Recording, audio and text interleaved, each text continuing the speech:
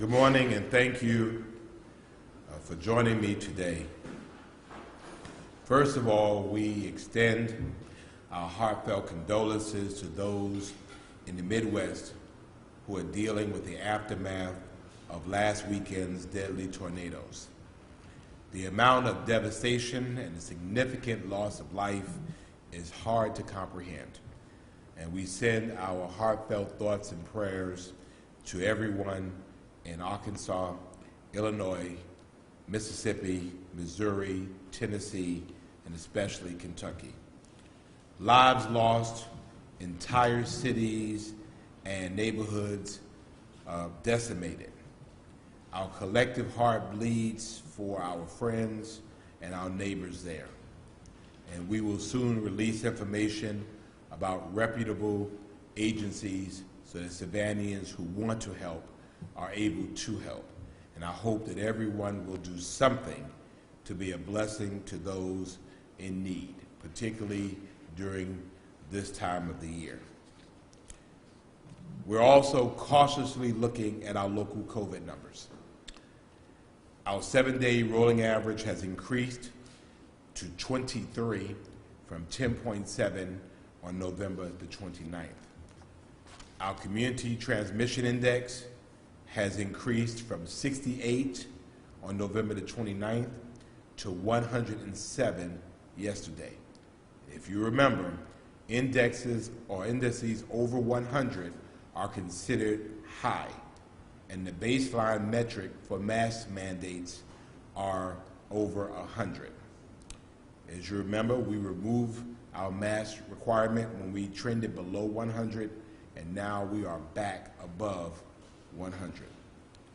Our positive test rate has increased from 2.5% on November the 26th to 4.1% on December the 10th.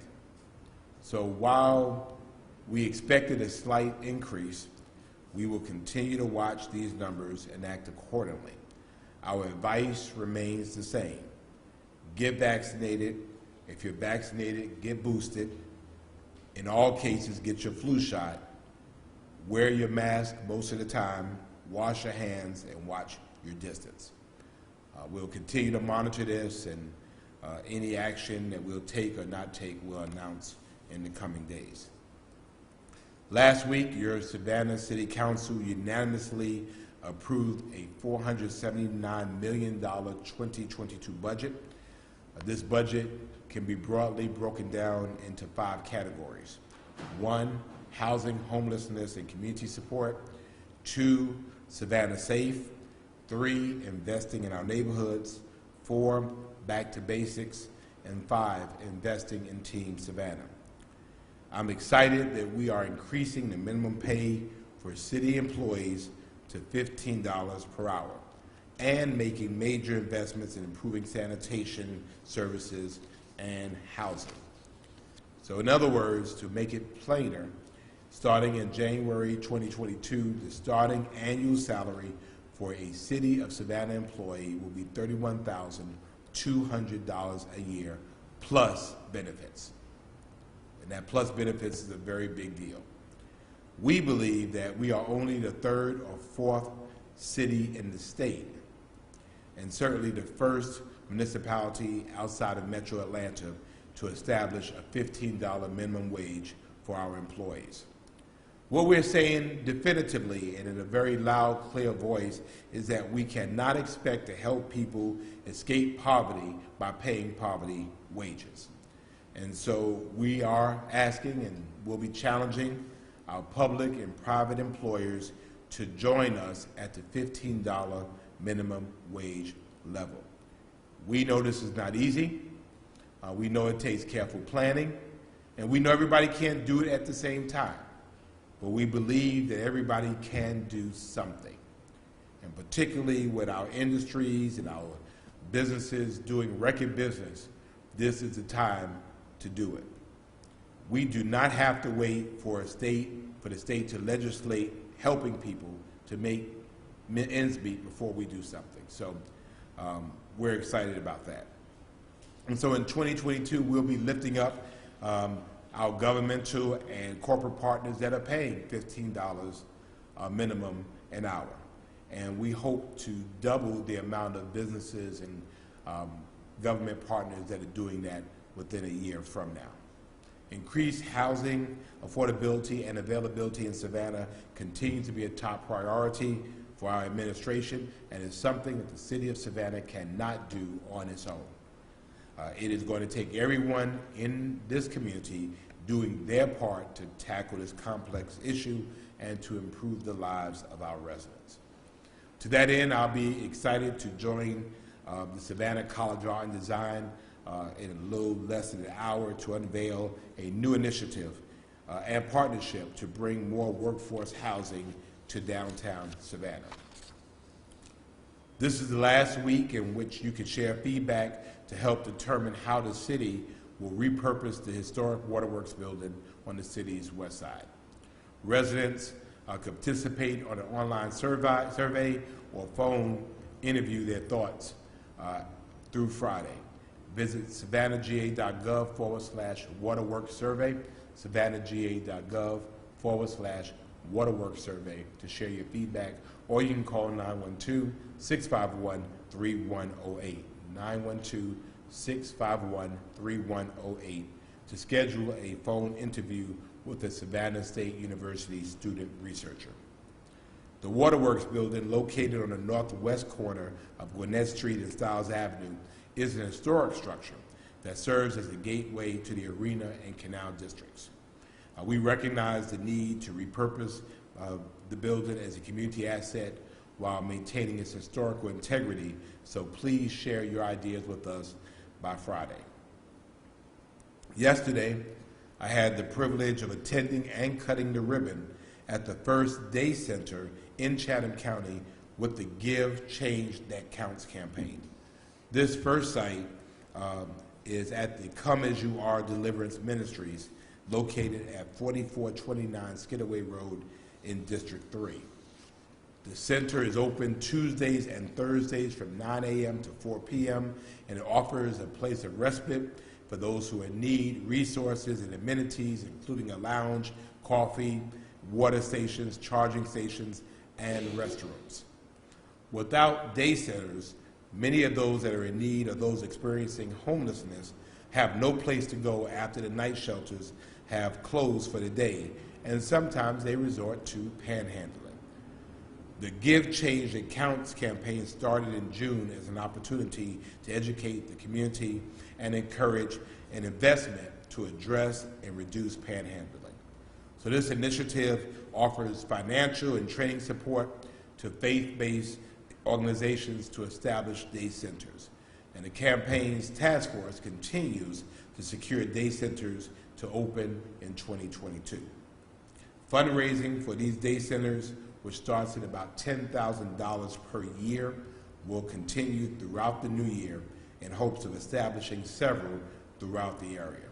And so this campaign is an initiative led by the Chatham-Savannah Authority for the Homeless, with collaboration and financial support from the City of Savannah, Chatham County, and major economic development groups, including the Savannah Area Chamber of Commerce and Visit Savannah, the Savannah Downtown Business Association, the Savannah Downtown Neighborhood Association, the Savannah Economic Development Authority, Savannah's Waterfront, and the Tourism Leadership Council. So we certainly thank them for their investment.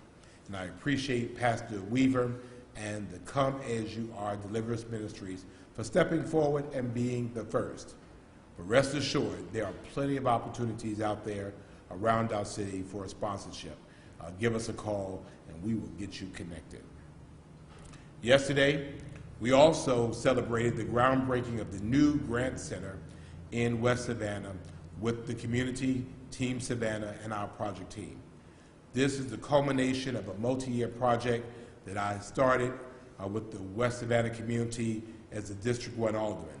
And I am so excited that this council and I will be able to see it through to completion.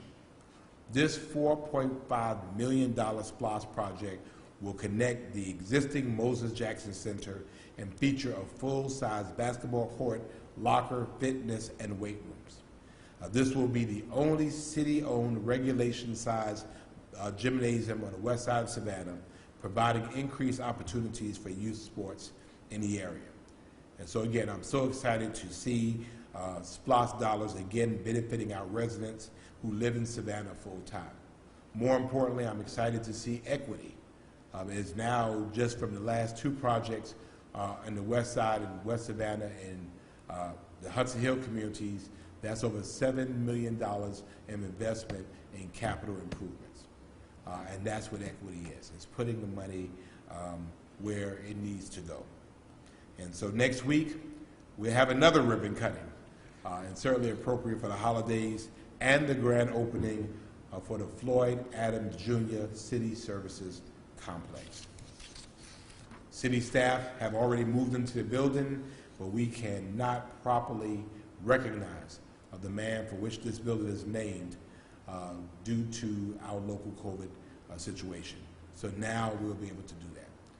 Mayor Adams was well-known, well-loved, revered for not only being Savannah's first African-American mayor, but serving a long time on the city council.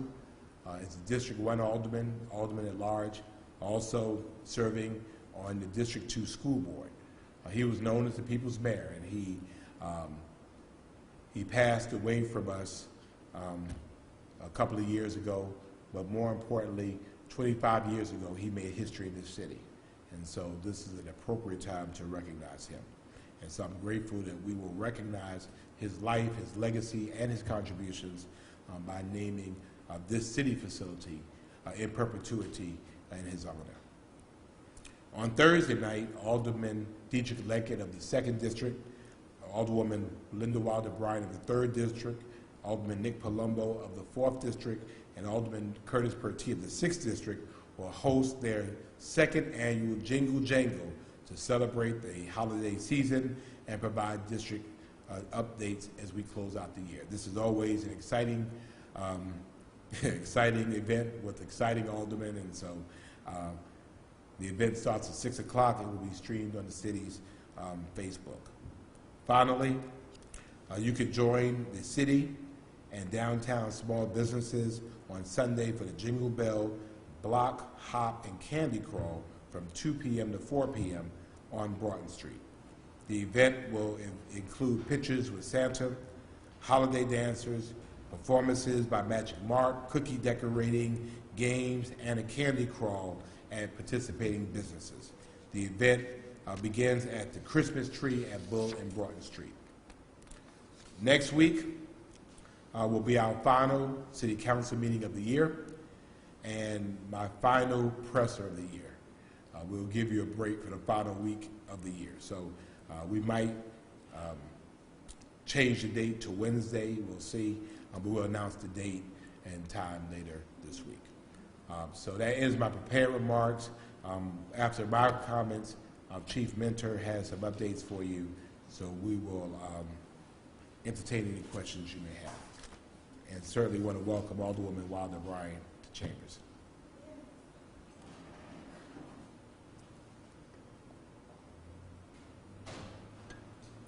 Good morning, Mr. Mayor. How are you? I'm doing well. How about you?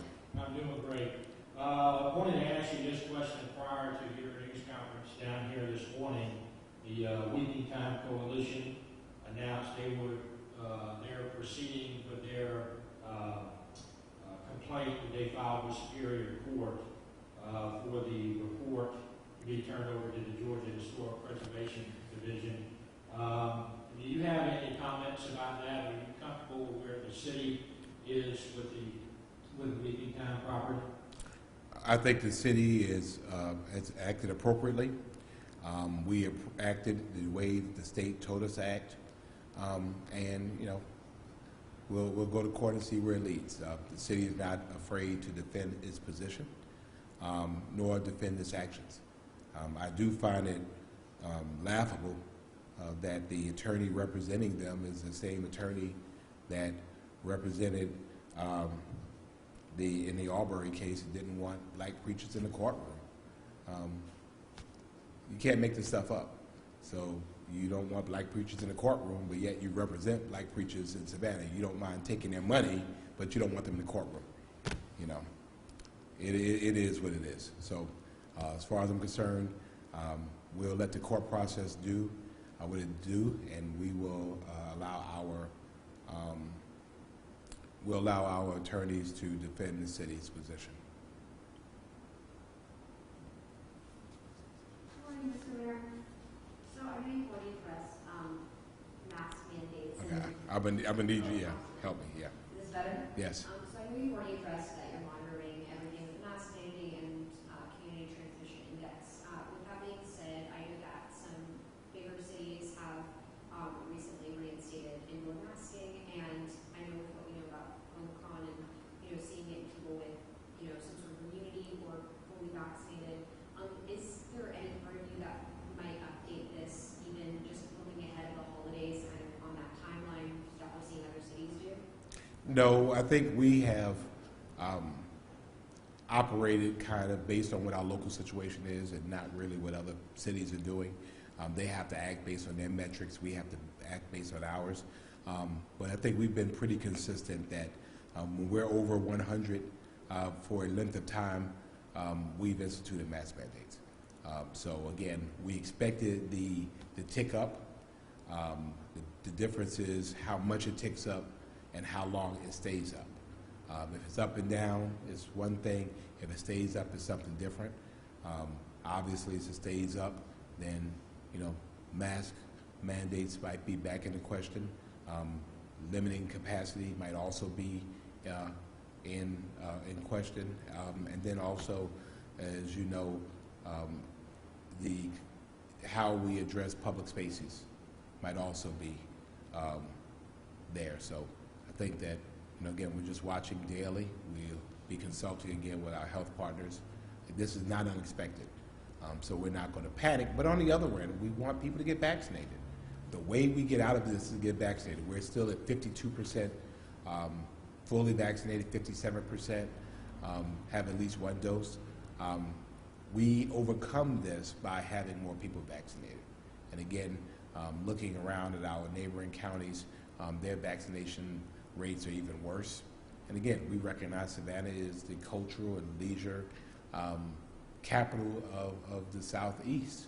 And so we know people come here, and they're coming from places in which vaccinations rates are low. So it's very concerning, and we're watching. So I would not be surprised to see additional measures if this continues. Thank you. Good morning. Good morning. Kind of following up with a question about the weekly time. So they're basically saying that an archaeological report was sent to the wrong agency, and I know you might not be able to talk on it, it might be a city attorney question, but just for clarification, where you all stood with that, can you talk a little bit about how that report was sent, who was it sent to, and where you all? It was sent to who it was supposed to be sent to. It was sent to who the state told us to send it to. The fact of the matter is the state of Georgia is one entity. And so as I understand it, they're saying it was supposed to be sent to one place, it was sent to another place. Again, I think in the end, we could defend where we sent it. It was sent to the state of Georgia. It was sent to an authorized entity of the state of Georgia. And so, again, we'll let the court determine that one way or another. I think that the public record is very clear that the city acted appropriately. And, I think that's the bottom line. And I think the point that we have to remember is this: the city does not own that property. And now, as I understand it, the Salvation Army owns that property. The only issue here at hand was about the city of Savannah approving a special use permit, to which the city council, and I think rightfully so, said, we don't know if this is the property. However, we will have an archaeological study done to ensure that it is not the property. And if you read the archaeological study, regardless of where it was sent, it is definitive in that the property in question is not the site of the 10 Brock racetrack, and therefore not the site of the Weeping Time sale. And I think that is the germane issue in this matter. in the end of the day, the Salvation Army owns this property. And the people from the Weeping Time Coalition, from what I understand, this property has been vacant for years. Certainly could have purchased this property, could have made an entry to buy the property. They did not. And so I want to make sure that it's very, very clear that, you know, the city's role in this was to improve a special use for the use that the owner now wants to put on there. The city does not own it. So their lawsuit might need to be pointed somewhere else, but, you know, again, we have attorneys too. And so the city will vigorously defend our position. We'll vigorously defend what we've done. And of course, all of what we've done is public record.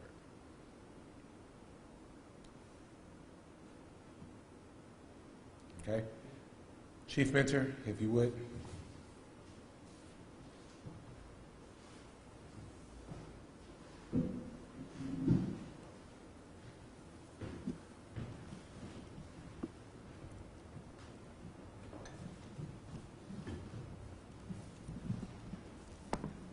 Morning, folks.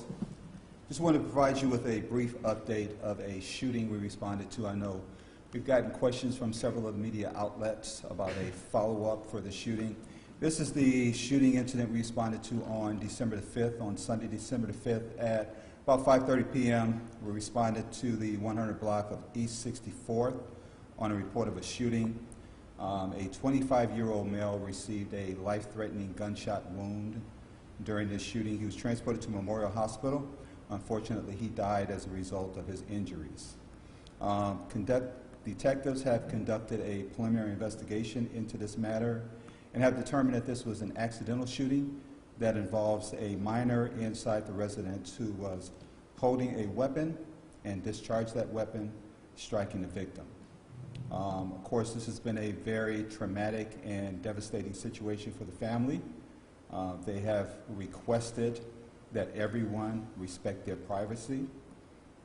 This is a shocking and very sad situation, and I can tell you our thoughts and prayers are definitely with this family. We will have additional information that will be provided to the media.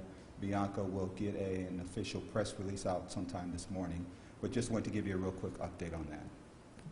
Thank you.